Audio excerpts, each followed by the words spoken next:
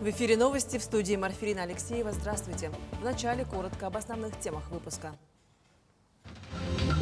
Ноутбуки, проекторы, интерактивные доски, принтеры и экраны. Пострадавшим от паводка селам Намского Улуса поступает помощь от неравнодушных.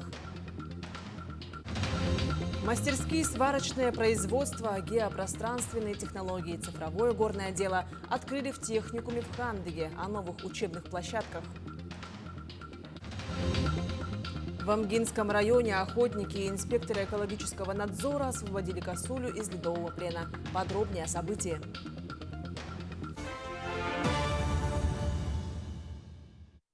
Режим чрезвычайной ситуации регионального характера ввели на Камчатке в воскресенье из-за вспышки птичьего гриппа на единственной в регионе птицефабрике «Пионерская».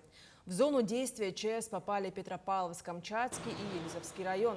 В ночь с 25 на 26 октября на птицефабрике был зафиксирован в одном из птичников повышенный падеж. Специалисты провели необходимые мероприятия, в том числе отбор проб. Пробы были направлены в лабораторию, где подтвердили диагноз высокопатогенного гриппа птиц.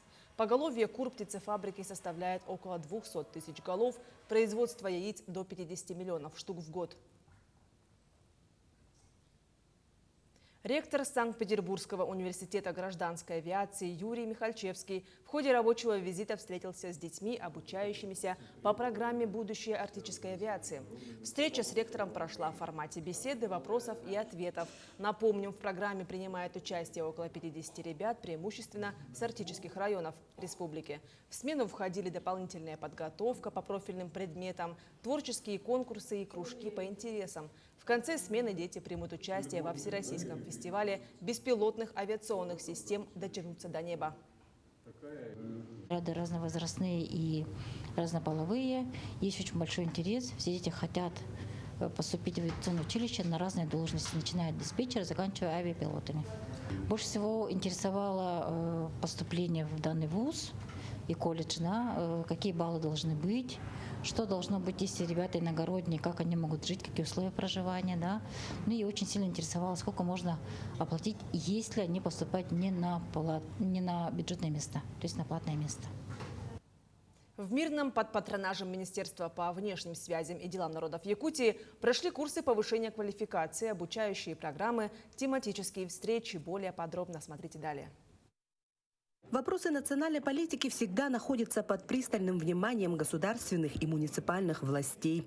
Курсы повышения квалификации, основы реализации государственной национальной политики в Российской Федерации были проведены для представителей поселений района, Мирнинской ассамблеи, учреждений образования и культуры, правоохранительных органов. Но я считаю, что цели, которые мы ставили, конечно же, достигнуты. Я добавлю, что одним еще из организаторов проведения этих курсов является Высшая школа инновационного менеджмента при главе Республики Саха-Якутия. Все слушатели получили удостоверение о прохождении данных курсов. Но я просто убеждена, что те знания и умения, которые они получили в рамках курсов, они непременно пригодятся им в своей работе. И, конечно, работа станет эффективнее. За 2 дня 2 эксперта из Екатеринбурга и Москвы рассказывали о профилактике экстремизма, адаптации иностранных граждан и многом другом. Были разобраны различные примеры из жизни, выполнялись практические задания. Слушатели курсов получили необходимые знания, которые пригодятся им в работе. Особый интерес вызвала тема межнациональных конфликтов, их причин и путей решения, а также формирование национальной идентичности через образование и культуру. Я уже не первый раз принимаю участие, это уже 3-й мои курсы. Я прилетаю в Республику Саха-Якутия и участвую в качестве лектора на курсах повышения квалификации по государственной и национальной политике. Но поскольку я являюсь экспертом в сфере в основном миграционных отношений, то мои лекции сегодня были посвящены, во-первых, государственной и национальной политике, во-вторых, адаптации, интеграции мигрантов. Старалась лекции чередовать с практическими, с обсуждением кейсов. Мне очень понравилась аудитория, очень грамотные, очень живые в общении люди, которые действительно занимаются работой, профессионалы в своем деле. В рамках этих курсов специалисты побывали в образовательных организациях, в мечети, где пообщались с прихожанами. Была встреча с работодателями по вопросам трудоустройства иностранных граждан, где говорили также об изменениях миграционного законодательства. Проинформировали предпринимателей о правах и обязанностях иностранных граждан. Анна Васильева, Мирный. В Мюрюнской средней общеобразовательной школе номер 2 не хватает художественной литературы. Помимо этого, из-за маленького финансирования некоторым ученикам не достаются предметные учебники. Данную проблему решает медиатека, в котором ученики получают необходимую информацию с источников Национальной библиотеки. Также образовательные учреждения в рамках Международного дня проводят декаду школьной библиотеки, где ученики добровольно дарят книги. В рамках Международного дня школьных библиотек мы ученикам провели библиотечную неделю.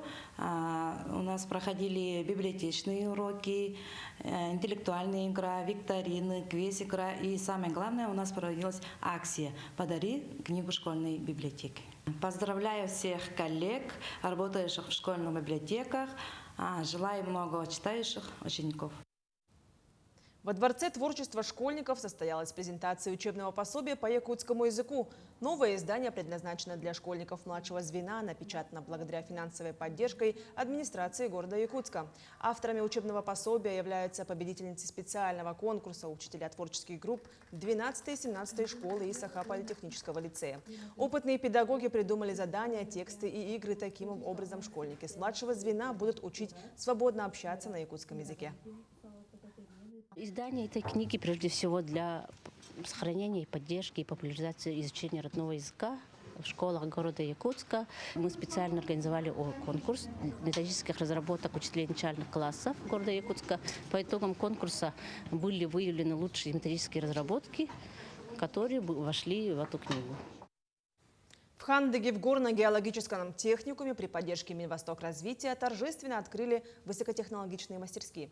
Новые учебные площадки созданы по направлениям сварочное производство, геопространственные технологии и цифровое горное дело. Подробнее далее. В церемонии открытия в онлайн-формате приняли участие первый заместитель министра образования республики Михаил Присяжный, представители учебных учреждений, индустриальных партнеров ЮВГК, Колмар, Эльга-Уголь, Алроса, Якут-Уголь, Алмаза Анабара, куда на практику и работу трудоустраиваются студенты горно-геологического техникума. Все мы знаем, что в любой отрасли самый главный ресурс – это человеческий ресурс. И, конечно же, во всех отраслях экономики, промышленности, производства, сельского хозяйства, конечно, необходимы профессиональные специалисты. И открытие мастерских тому подтверждение. Конечно, бы хотелось руководству горно-геологического техникума еще дальше развиваться.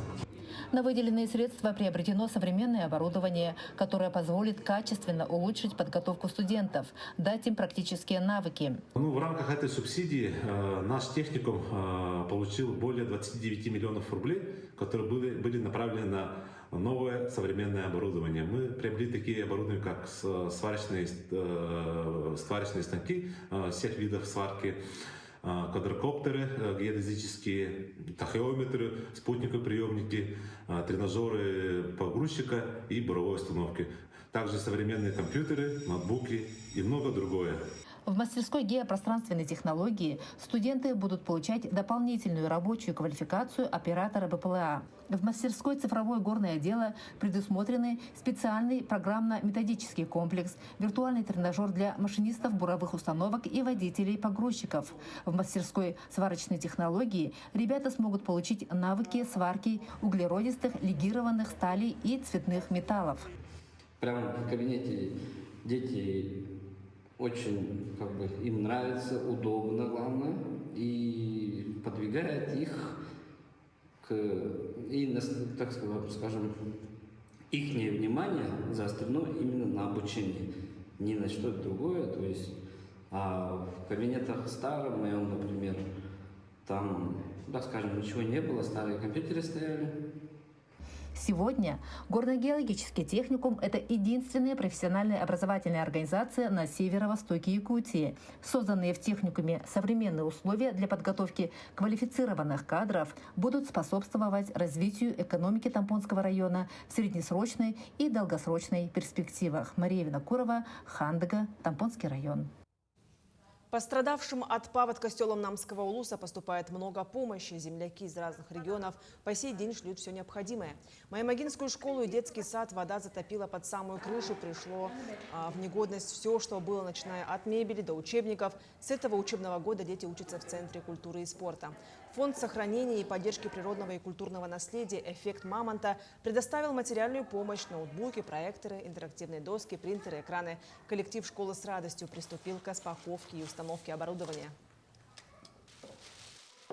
Но в то же время наводнение помогло нам проявить все свои лучшие качества. Мы поняли, что не разучились помогать, сострадать и переживать. Любая беда объединяет нас всех. Екатерина Витальевна лично сама вышла на связь, спрашивала, что нам нужно, чем помочь, какие необходимые материальные нужды мы испытываем. И вот сегодня мы получили все, что нам необходимо. Сообщение поступило от метеорологической службы о том, что в Амгинском районе реку переплывают две особи косули, одна из которой благополучно перебралась на тот берег, а вторая не смогла преодолеть наледь. В это время подъехали охотники и инспекторы экологического надзора. Совместными усилиями через несколько часов и множество попыток животное удалось высвободить из ледового плена.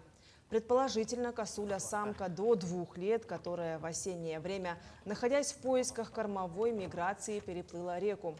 В течение 4 часов охотники выхаживали дикое животное и ближе к вечеру выпустили ее на волю.